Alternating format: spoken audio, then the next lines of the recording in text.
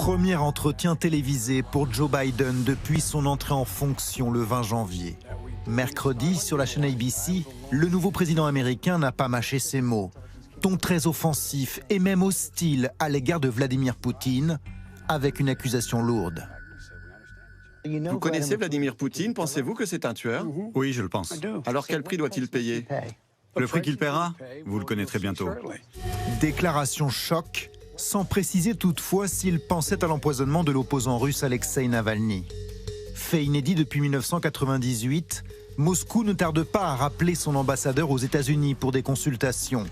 De quoi réveiller les angoisses de guerre froide, propos assumés par l'administration américaine. Est-ce que le président Joe Biden regrette d'avoir qualifié Vladimir Poutine de tueur?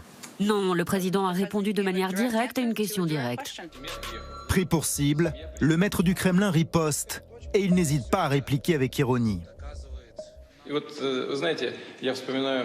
Vous savez, je me souviens que lorsque j'étais petit, quand on se disputait pendant la récréation, on avait l'habitude de dire « c'est celui qui dit qu'il l'est ».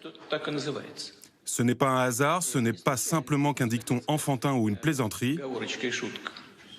Il faut y voir une signification importante sur le plan psychologique. Nous voyons toujours en l'autre nos propres caractéristiques et nous pensons donc qu'il nous ressemble. Le président russe propose à son homologue de se parler rapidement et de rendre public le contenu des échanges. Pas de réponse de Washington et de plus en plus de fritures sur la ligne avec Moscou. Joe Biden entend bien tourner la page de la connivence avec Vladimir Poutine sous l'ère Trump. Rupture formulée comme telle en février, à l'occasion d'un discours de politique étrangère. J'ai clairement dit au président Poutine, d'une façon différente de mon prédécesseur, que le temps où les États-Unis se soumettaient face aux actes agressifs de la Russie, avec l'ingérence dans nos élections, les cyberattaques, l'empoisonnement de ses citoyens, était révolu. Nous n'hésiterons pas à augmenter le prix à payer par la Russie et à défendre l'intérêt vital que nous portons à notre peuple. L'un des sujets qui fâche le plus, ce sont ces soupçons d'ingérence russe dans les élections aux États-Unis.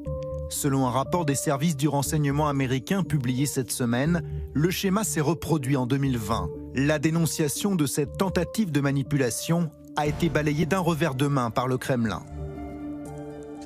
Ce rapport est incorrect, tout à fait sans fondement et sans preuve.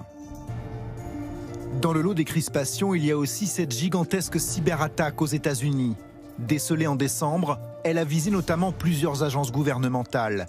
Pour les services du renseignement américain, la Russie en est probablement à l'origine. Alors faut-il craindre une escalade de tensions? Les Européens le redoutent. Depuis que l'administration Biden est entrée en fonction, les conversations que nous avons eues avec différents représentants ont montré sans ambiguïté qu'il y aura un langage très clair à Washington sur la Russie. Joe Biden face à Vladimir Poutine.